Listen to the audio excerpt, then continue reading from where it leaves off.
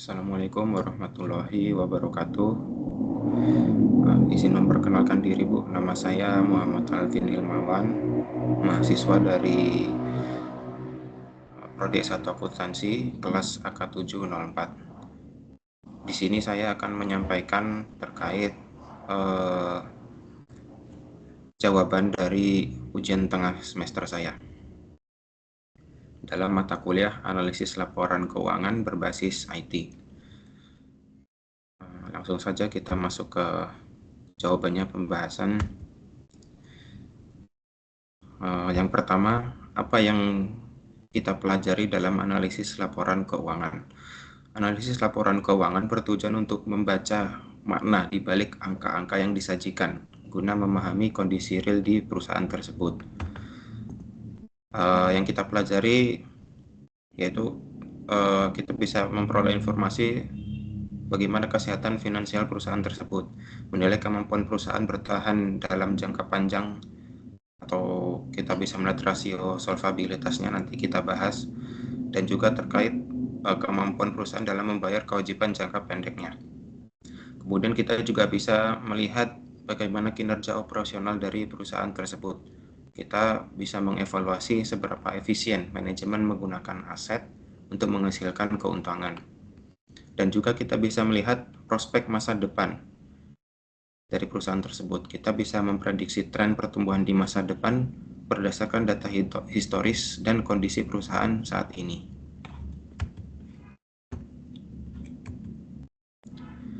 Kemudian jawaban dari pertanyaan yang kedua, bagaimana menganalisis sebuah laporan keuangan? Proses analisis laporan keuangan bukanlah sekedar menghitung angka, melainkan sebuah alur kerja yang sistematis. Beberapa hal yang harus kita lakukan, yaitu yang pertama, kita harus memahami konteksnya. Kita harus mempelajari bagaimana model bisnisnya, industrinya, dan faktor ekonomi makro yang mempengaruhi perusahaan tersebut. Contohnya, setiap perusahaan kan pasti bergerak di sektor yang berbeda-beda. Faktor yang mempengaruhi juga berbeda-beda. Ada perusahaan yang sangat terpengaruh dengan kurs suku bunga, ada perusahaan yang sangat terpengaruh dengan bukan kurs suku bunga, ada perusahaan yang terpengaruh dengan suku bunga, ada perusahaan yang terpengaruh dengan kurs mata uang, ada perusahaan yang sangat terpengaruh dengan harga-harga komoditas global, dan lain sebagainya. Itu kita harus mempelajari itu juga. Kemudian yang kedua, kita melakukan review laporan. Kita membaca laporan neracanya, laporan laba rugi, arus kas. Kemudian kita akan melakukan analisis tren dan juga analisis common size. Kemudian yang kita lakukan selanjutnya yaitu menghitung menggunakan rasio-rasio keuangan. Kita menggunakan beberapa rumus keuangan untuk membandingkan pos-pos akun yang relevan di laporan keuangan tersebut. Kemudian dari hasil perhitungan rasio tersebut, kita menginterpretasikan rasio sebesar ini maknanya bagaimana, rasio sekecil ini maknanya bagaimana.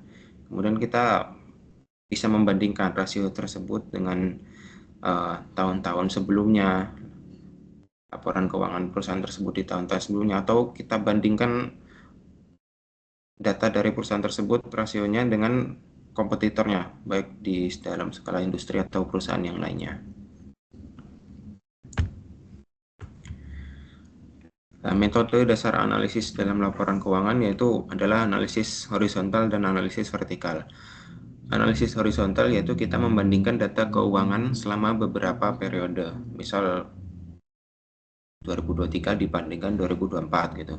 Di situ kita nanti bisa melihat bagaimana tren pertumbuhannya atau penurunannya, dan di situ kita bisa menilai ini penurunan atau kenaikannya wajar atau tidak gitu.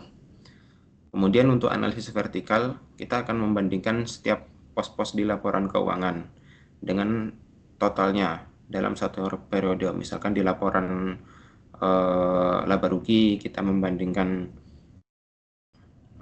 biaya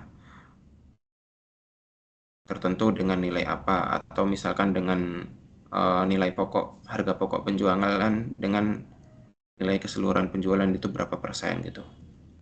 Kita bisa membandingkan struktur biaya, kita bisa melihat komposisi aset dan utang, dan lain sebagainya. Kemudian rasio apa saja yang digunakan dalam menganalisis laporan keuangan? Beberapa di antaranya yaitu rasio yang kita gunakan di laporan neraca atau laporan posisi keuangan, yaitu rasio likuiditas dan rasio solvabilitas. Rasio likuiditas itu kita menilai kemampuan perusahaan untuk membayar utang jangka pendeknya yang jatuh tempo dalam kurang dari 1 tahun. Kita bisa menghitungnya dengan cara menghitung aset lancarnya dibagi dengan nilai utang lancarnya. Kemudian untuk rasio solvabilitas itu kita mengukur seberapa besar modal. Dalam hal ini saya contohkan untuk rasio debt to equity ratio. Ini kita mengukur seberapa besar modal perusahaan dibiayai dengan utang. Itu kita menghitungnya dengan rumus total utang dibagi dengan total ekuitas. Selanjutnya rasio terkait kinerja, atau kita bisa mengukur tingkat profitabilitas perusahaan tersebut. Kita mengukur efisiensi perusahaan dalam menghasilkan laba dari penjualannya. Misalkan kita menghitung net profit margin, kita menghitungnya dengan laba bersih dibagi penjualan. Atau juga kita bisa menghitung return on equity-nya dengan menghitung laba bersih dibagi nilai ekuitasnya. Misal dari revenue-nya nih 100% gitu. Itu kan nggak semuanya nanti jadi laba bersih gitu. Kita setelah dikurangin HPP-nya ketemu gross margin-nya misal 60%. Nanti dikurangin lagi dengan biaya-biaya operasional. Oh, ternyata ketemu profit margin-nya 25%. Ini before tax, misal dikurangin lagi tax-nya. Ternyata ketemu net margin-nya 15%. Seperti itu. Kemudian ada rasio aktivitas dan nilai pasar. Rasio aktivitas ini, misal ini saya contohkan rasio inventory turnover, yaitu kita menghitung seberapa cepat perusahaan mengubah asetnya menjadi kas gitu. Kemudian rasio terkait nilai pasar, ini sebagai contoh kita menghitung PER atau price to earning ratio. Itu kita menghitung bagaimana valuasi perusahaan di mata investornya. Nah, sebagai contoh di sini saya mengambil laporan keuangan dari perusahaan yang listing di bursa, Bu. Saya lihat laporan tahunannya, laporan keuangannya di perusahaan PT Hexindo Adi Perkasa. Saya akan mencoba melakukan analisis singkat terkait laporan keuangannya atau ringkasan laporan keuangan. Nah, perusahaan ini bergerak di sektor industri alat berat, Bu. Nah, misal ini kita lihat di laporan laba ruginya, kita lihat dalam trennya di 5 tahun terakhir dari 2020 sampai 2024 ini pendapatannya meningkat, gross profitnya juga meningkat, walaupun sempat dari 2023 ke 2024 turun ya, tapi kalau dilihat tren 5 tahunnya tetap meningkat lah. Laba bersihnya juga meningkat dalam 5 tahun ini. Kemudian ini laporan posisi keuangannya atau neraca. Ini kita lihat juga total asetnya naik terus. Kemudian kita lihat di sini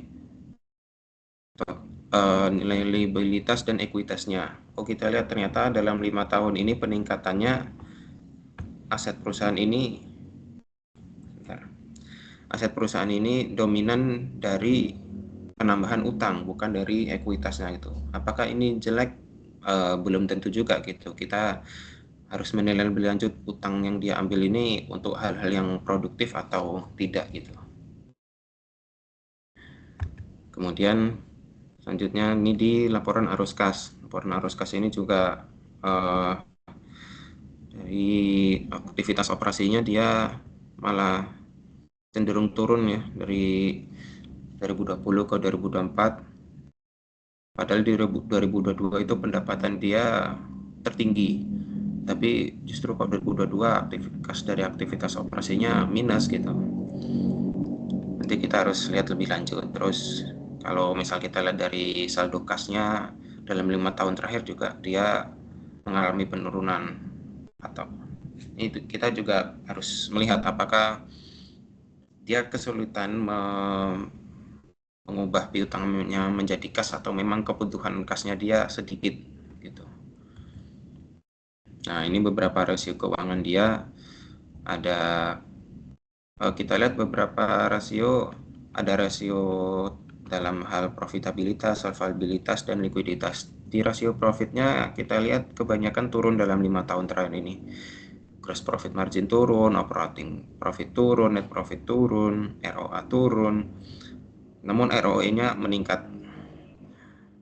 Kemudian rasio solvabilitasnya juga meningkat. Ini sejalan ya dengan tadi kita lihat di laporan keuangannya, dia menambah utang terus dalam 5 tahun terakhir. Kemudian kita lihat dari rasio likuiditasnya juga terus mengalami penurunan gitu. Ini kita harus melihat, menganalisis lebih lanjut apakah perusahaan mengalami kesulitan dalam melunasi hutang-hutangnya sehingga dia menambah hutang terus, atau bagaimana gitu. Itulah nanti tugas dari kita dalam menganalisis laporan keuangan gitu.